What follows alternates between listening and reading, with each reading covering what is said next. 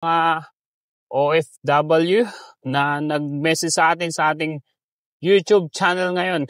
Napakaganda nga ng panahon ngayon, mga makulista. At sagutin natin yung mga tanong nila. Napanood nila yung vlog natin about sa painting job dito sa Sydney, Australia. At in general, yung tanong nila ay paano daw ba mag-apply as a painter dito sa Australia. So yan ang ating sasagutin ngayon, ang kanilang mga katanungan. So disclaimer lang, hindi tayo registered migration agent. So mag-a-advise lang tayo regarding sa aking personal research at personal experience at ayon na rin sa kwento ng aking mga kaibigan na mga nakapunta na rin dito sa Sydney, Australia.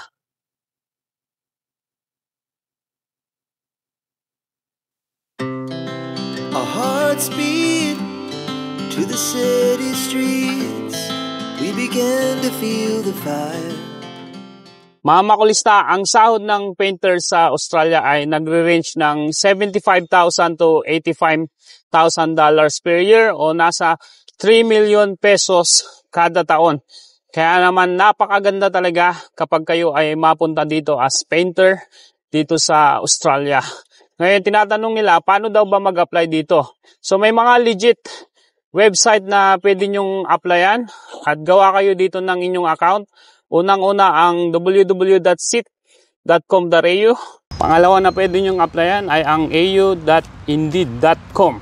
Ito yung mga legit websites na pwede nyong hanapan ng inyong mga trabaho, mga employer na pwede nyong mag-sponsor sa inyo.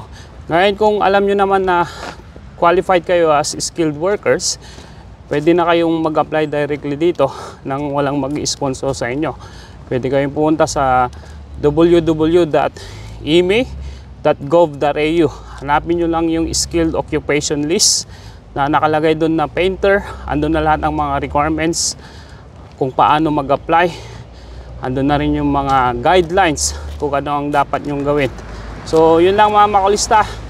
Sana maging successful ang pag-apply nyo as a painter dito sa Australia. So kita-kits!